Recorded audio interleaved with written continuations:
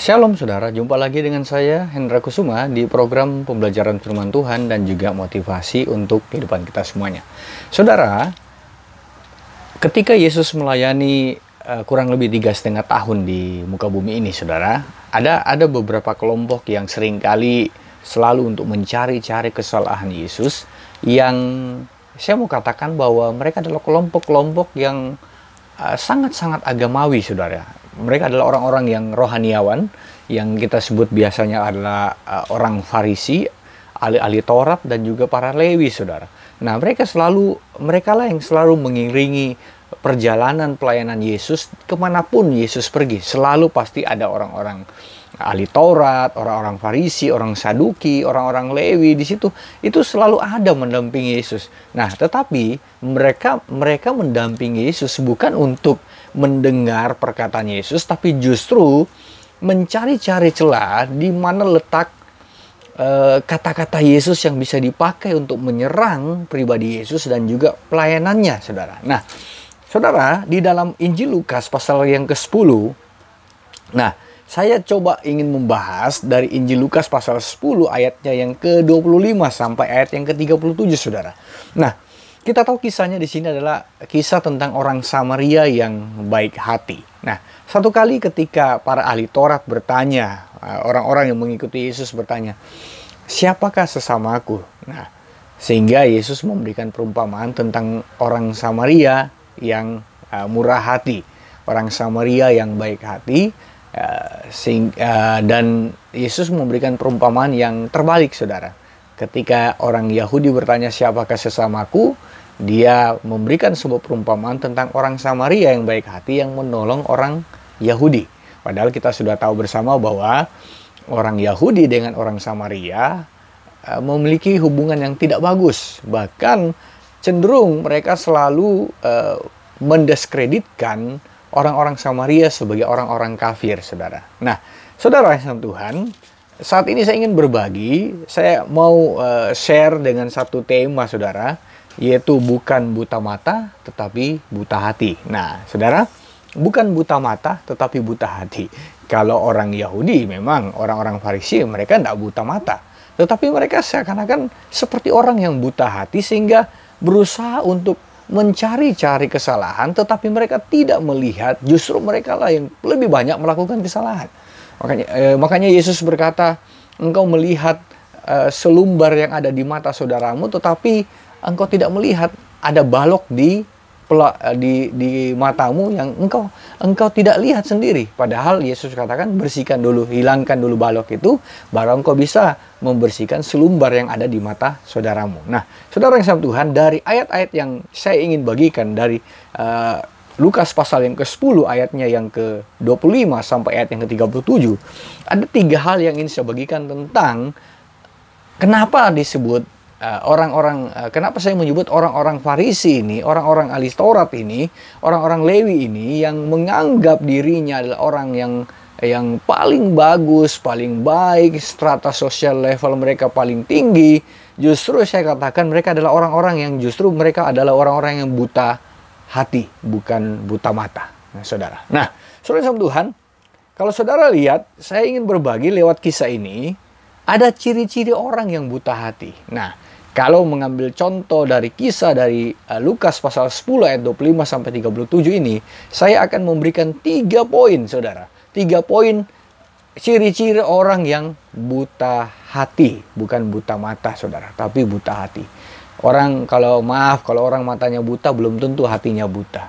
Ada banyak saya ketemukan orang-orang yang tidak bisa melihat secara fisik, tapi mereka punya hati yang luar biasa. Tapi justru sebaliknya, saya juga seringkali melihat, bahkan saudara mungkin ketemukan orang-orang yang secara fisik bisa melihat, tetapi hatinya mereka dibutakan dengan banyak hal, sehingga itu yang disebut sebagai orang yang matanya tidak buta, tetapi hatinya buta. Justru itu yang paling berbahaya dalam hidup sebagai orang-orang percaya, apalagi kita di kalangan orang percaya. Jangan sampai saudara menjadi orang-orang yang seperti ini, yaitu tidak buta mata tetapi buta hati. Nah, yang pertama, saudara perhatikan dalam ayat yang ke-25. Nah, ayat 25 dan 26 sampai 27 Yang pertama, saudara, ciri yang pertama, orang yang buta hati adalah selalu berusaha mencari kesalahan. Nah, saya akan bacakan di Lukas pasal 10 ayat 25 ini. Pada suatu kali, berdirilah seorang ahli Taurat untuk mencoba Yesus. Katanya, "Guru, apa yang harus kuperbuat untuk memperoleh hidup yang kekal?" Jawab Yesus kepadanya, "Apa yang tertulis dalam hukum Taurat? Apa yang kau baca di sana?" Jawab orang itu, "Kasihilah Tuhanmu dengan segenap hatimu dan dengan segenap jiwamu dan dengan segenap kekuatanmu dan segenap akal budimu, dan kasihilah sesamamu manusia seperti dirimu sendiri." Nah, saudara, dari kisah ini ayat 25 sampai ayat yang ke-27, orang yang buta hati adalah orang-orang yang selalu mencari kesalahan. Mereka bertanya, menjawab, tetapi Yesus, ketika mereka bertanya, Yesus tidak menjawab mereka, tetapi Yesus melemparkan pertanyaan kembali kepada orang-orang Yahudi. Ya kan? Jadi dia kata bahwa siapakah? Jawab orang itu, apa yang ketika mereka bertanya, siapakah sesamaku?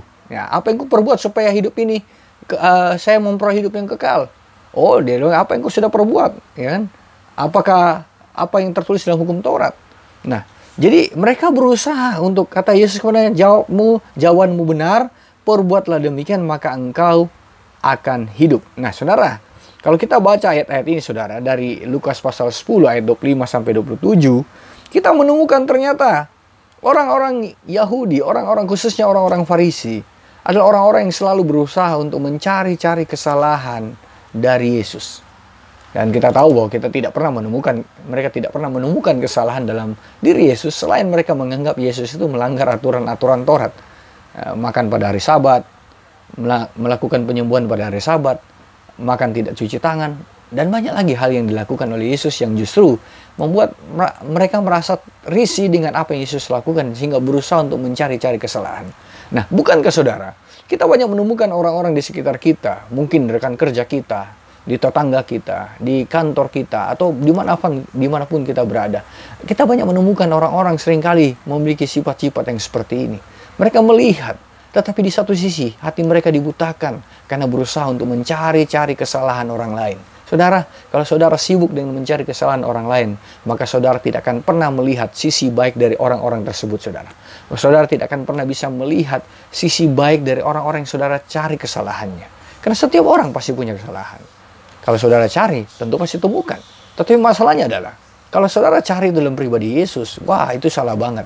Karena Yesus adalah kebenaran itu sendiri. Nah, saudara, tapi di satu sisi kita belajar di kisah ini, bahwa ternyata di sekitar kita pun ada banyak orang-orang yang seperti itu, berusaha untuk mencari-cari kesalahan untuk membenarkan dirinya sendiri. Saudara, yang kedua, tahu kebenaran. Nah, ini ciri orang buta hati. Tahu kebenaran, tapi tidak melakukannya.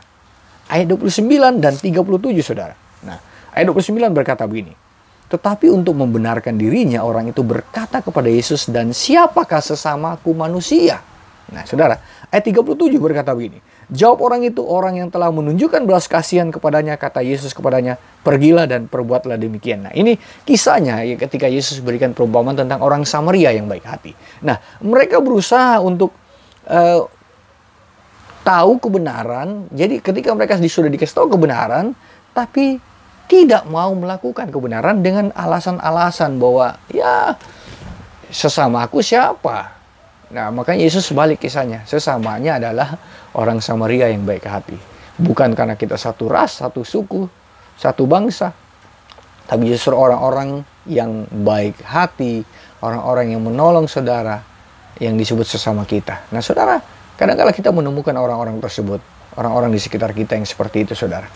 Saudara yang sama Tuhan, kalau saudara tahu kebenaran, tetapi saudara tidak melakukannya, maka saudara berdosa, kata firman Tuhan. Maka itu sebabnya, ketika saudara tahu kebenaran, lakukanlah itu. Sebab saya percaya bahwa ketika saudara lakukan kebenaran, maka kebenaran itu akan memerdekakan saudara dari setiap hal-hal yang tidak berkenan di hadapan Tuhan. Yang ketiga, yang terakhir. Orang yang buta hati adalah cenderung menganggap dirinya benar sendiri, saudara. Ayat 29, saudara. Nah, untuk membenarkan dirinya. Nah, sekali lagi saya baca ayat 29. Tetapi untuk membenarkan dirinya, orang itu berkata kepada Yesus, "Dan siapakah sesamaku manusia?" Saudara, ini langkah yang luar biasa buat orang Farisi. Mereka bertanya, untuk membenarkan dirinya, siapakah sesamaku? Mereka berusaha untuk mencobai Yesus, mencari celah bagaimana Yesus mengatakan hal yang salah. Maka Yesus kasih perumpamaan yang buat saya itu sangat telak sekali, perumpamaan Yesus, sehingga itu menyerang sikap dan karakter dari orang-orang Yahudi pada waktu itu. Nah, tetapi saudara, dasar orang Yahudi yang memang dikatakan mereka adalah orang-orang yang keras kepala, tegar tengkuk, dan kepala batu, saudara. Mereka punya pembenaran sendiri, sehingga cenderung bahwa mereka menganggap diri mereka benar. Nah, saudara, saya mau katakan buat kita dibenarkan bukan karena perbuatan kita, tetapi karena pembenaran yang datangnya dari Tuhan. Jangan pernah membangun dasar kebenaranmu atas pemikiran-pemikiranmu sebagai manusia yang terbatas karena dosa dan kesalahan. Tetapi kebenaranmu adalah kebenaran yang datang daripada Tuhan. Nah, karena kita dibenarkan bukan karena perbuatan kita, bukan karena saudara lakukan kebaikan, karena kita dibenarkan karena itu datangnya dari Tuhan kita sendiri. Itu sebabnya jangan pernah merasa diri selalu benar. Ya, saudara, jangan menganggap, oh, keyakinan saya yang benar. Tapi saudara, saya mau katakan, orang yang hidup di dalam Yesus Kristus adalah orang-orang yang akan hidup di dalam kebenarannya. Dan kebenaran itu akan memerdekakan saudara dan saya. Dan kebenaran itu akan membuat kita memiliki hati yang terbuka untuk bisa melihat dan peka dengan kondisi sekitar kita. Jangan sampai kita menjadi orang-orang yang mata melihat tetapi hati tidak melihat. Tapi jadilah, kalau Tuhan karuniakan engkau mata yang bisa melihat, engkau juga harus punya hati yang bisa melihat.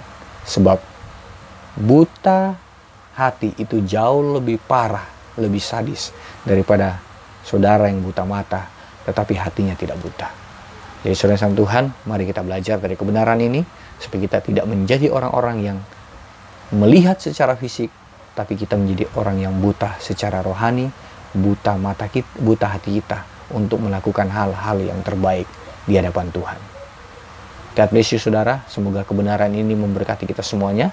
Dan kalau saudara diberkati lewat tayangan ini, jangan lupa dukung channel ini untuk like dan subscribe dan nyalakan loncengnya supaya saudara bisa mendapatkan notifikasi dari setiap pembelajaran firman Tuhan yang saya bagikan buat saudara.